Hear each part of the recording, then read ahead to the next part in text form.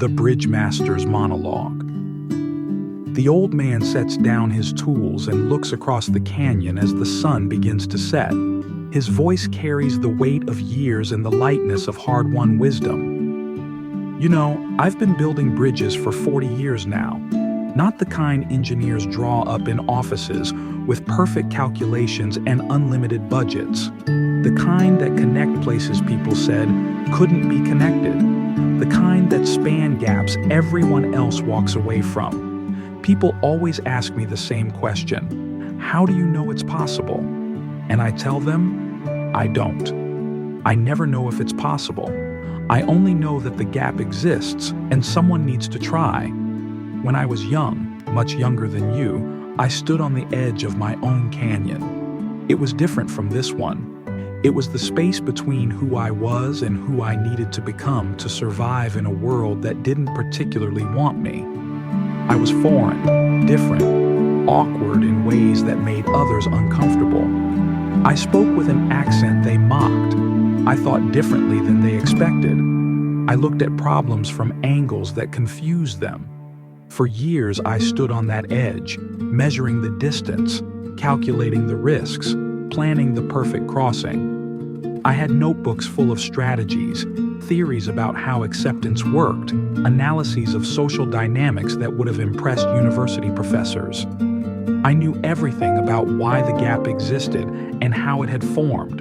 I understood the geology of rejection, the physics of belonging, the mathematics of social hierarchy. But understanding didn't build me a bridge. You see, there's a difference between knowing about bridges and knowing how to build them. Knowledge is static. It sits in your mind like books on a shelf. Building is dynamic. It requires you to pick up stones, to test their weight, to place them in real earth under real weather conditions and see if they hold. I remember the first stone I placed. It was terrifying.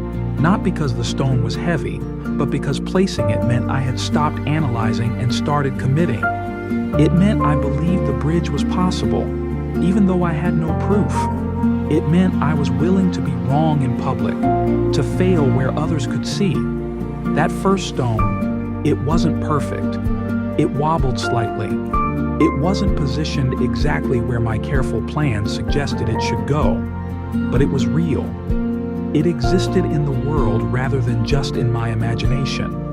And once it was there, something changed in me. I realized I could place another one. The secret that everyone wants to know, the thing they sense when they meet someone who builds bridges.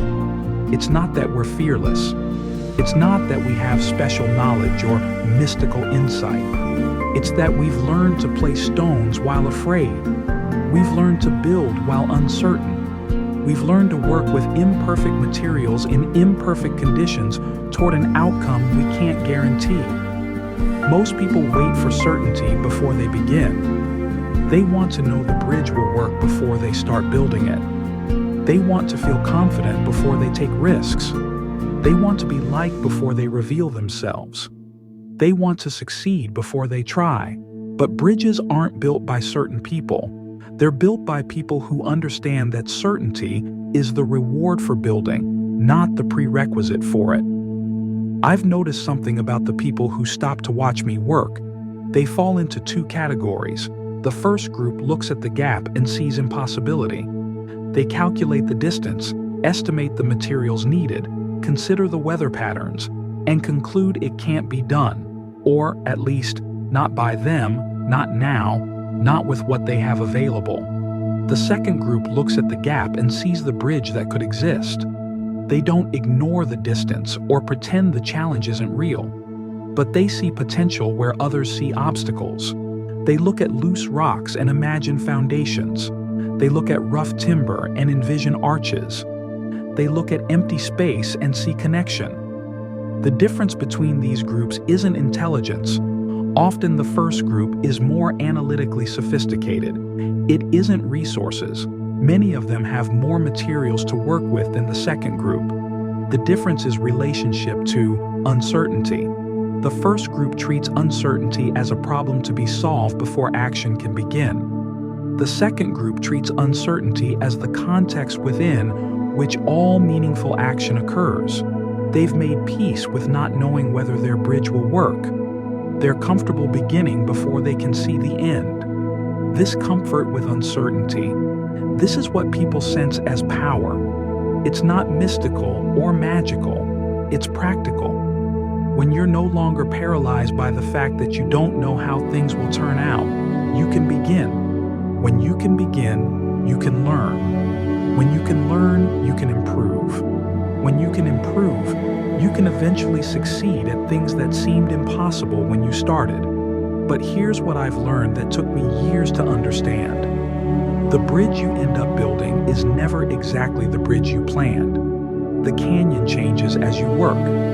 The materials reveal properties you didn't expect. The weather creates challenges and opportunities you couldn't have anticipated. Your own skills develop in directions you couldn't have predicted. This is why planning, while useful, can never be complete. This is why analysis, while important, can never be sufficient. The bridge emerges through the dialogue between your intention and reality's response. You propose, reality responds. You adjust, reality responds again. The path is born. The bridge grows from this conversation. I've seen people become so attached to their original plans that they miss what reality is teaching them about what actually wants to be built. They fight the canyon instead of listening to it. They force materials into configurations that don't want to hold. They exhaust themselves trying to make reality conform to their concepts instead of letting their concepts evolve in response to what they discover. The true builder learns to hold plans lightly. They use them as starting points, not as fixed destinations. They remain alert to what's working and what isn't. They celebrate when reality suggests a better approach than the one they originally imagined. This flexibility, this responsiveness to feedback, this is another thing people sense as wisdom. It's the difference between someone who thinks they know how the world works and someone who is actively learning how it works. The first person has answers. The second person has better questions. When I work with local materials, the stones from this particular canyon, the wood from these specific trees, the bridge becomes part of the landscape instead of an imposition upon it. It belongs here because it grew from here. It's strong because it's aligned with the natural forces instead of fighting against them. The same principle applies to building any bridge between where you are and where you want to be, between who you are and who you're becoming, between your current circumstances and your emerging possibilities. Use your actual materials, your real skills, your authentic personality, your genuine interests, instead of trying to build with materials you wish you had. I see too many people trying to build bridges from borrowed materials. They try to copy someone else's approach, mimic another person's style, pursue goals that aren't actually theirs. These bridges always feel unstable because they're not rooted in the builder's actual ground. Your bridge will be different from mine because your canyon is different, your materials are different, your destination is different. This isn't a limitation, it's an opportunity. Your bridge will connect places that no one else's bridge can reach. It will serve purposes that no one else's bridge can serve. But you have to be willing to build your bridge, not the bridge you think you should build, not the bridge others expect you to build, not the bridge that would be easier if you were someone else. Your bridge, with your materials, across your particular gap. The people who gather at completed bridges, who cross easily from one side to the other, often don't appreciate what went into the building. They see the finished structure and imagine it was always there, or that it emerged quickly through some burst of inspiration or stroke of luck. They don't see the years of placing stones only to discover they were in the wrong position. They don't see the storms that washed away months of work. They don't see the periods of doubt when the builder wondered if the gap was simply too wide, if the materials were insufficient, if the vision was just a delusion. They don't see the bridge builder's relationship with failure, not as something to be avoided, but as information about what doesn't work, as guidance toward what might work better. Every collapsed section teaches something about load distribution. Every materials failure reveals something about structural requirements. Every design flaw points toward a more elegant solution. This is perhaps the deepest thing I've learned. Failure and success are not opposites. They're parts of the same process. Success is what emerges when you've learned enough from failures to build something that holds.